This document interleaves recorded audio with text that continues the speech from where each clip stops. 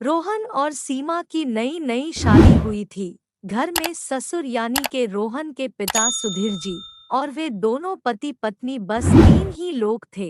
इस घर को रोहन के माँ बाप ने जीवन भर पाई पाई जुटाकर बड़ी मेहनत और अरमानों से बनाया था।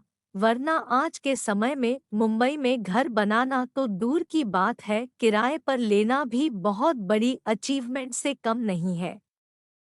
जब रोहन कॉलेज में था तब माँ उन्हें और दुनिया को छोड़कर जा चुकी थी। एक कामवाली बाई सकू थी जो सुबह से लेकर शाम तक उनके घर का सारा काम करती थी। नई नई शादी हुई थी इसलिए सकू बाई का दिन भर अब घर में रहना सीमा को अपनी प्राइवेसी में बाधा सा लगता था।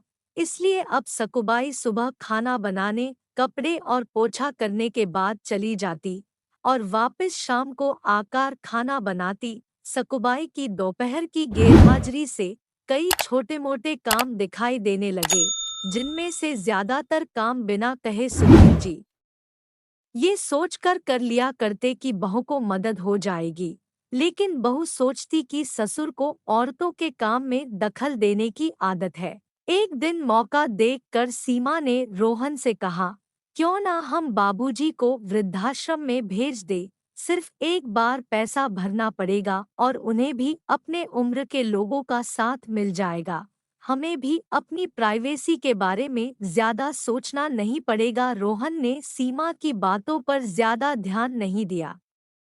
कुछ दिन ही बीते थे कि बाबूजी अपने दोस्तों के साथ एक हफ्ते के लिए टूर पर गए और इत्तेफाक से इसी दौरान सकू बाई भी छुट्टी पर थी। फिर क्या, सीमा को जैसा चाहिए था वैसा समय मिलने लगा। अब रोहन रेस्टोरेंट में खाना खा लेता और सीमा का काम ऑमलेट, ब्रेड या मैगी से चल जाता। खाना बनाने की टेंशन नहीं थी, लेकिन घर में निकलने वाले सारे काम तो अभी भी करने ही थे। ससुर जी की गैर हाजिरी में सीमा को एहसास हुआ कि वह बिना कहे ही जो काम कर लिया करते थे, उनसे कितना फर्क पड़ता था। छोटे मोटे लगने वाले यह काम भी काफी समय और एनर्जी लेने वाले थे।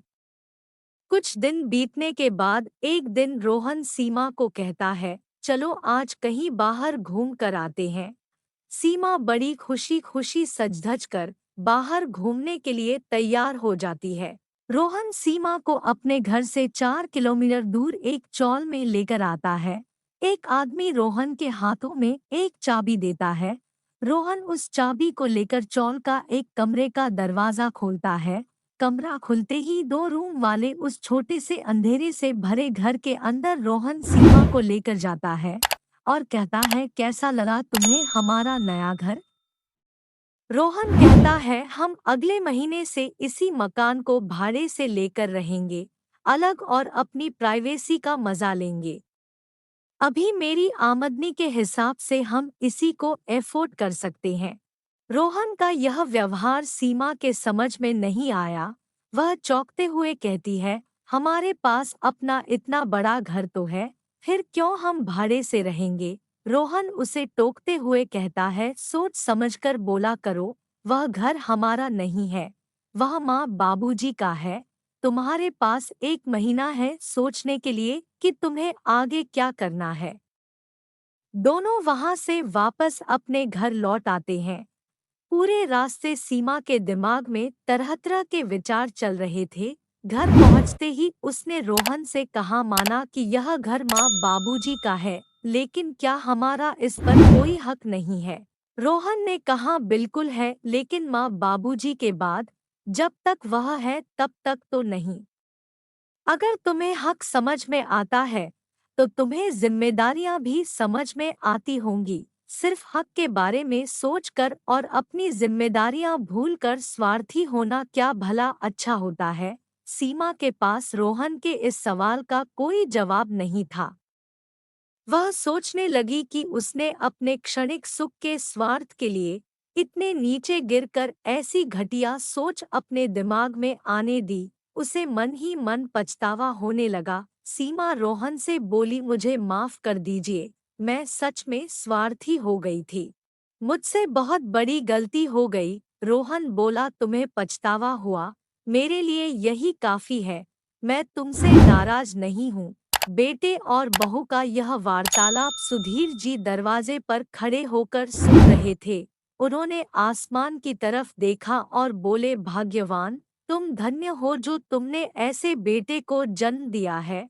उन्होंने दरवाजा खटखटाया।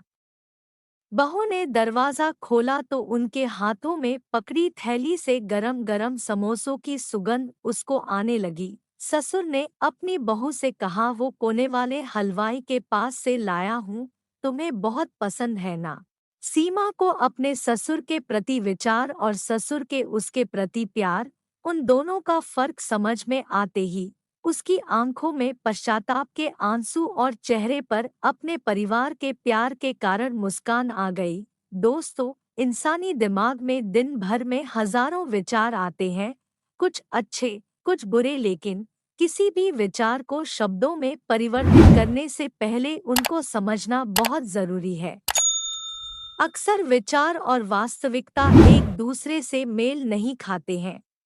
हमारे बुजुर्ग जो हमें बोझ लगते हैं, जिनसे हम बात बात में चिढ़ जाते हैं, और ऐसा इसलिए होता है क्योंकि हम स्वार्थी होकर सोचते हैं और हम उनके योगदान को समझ नहीं पाते। वह हमारे जीवन में बहुत अहम किरदार निभाते हैं।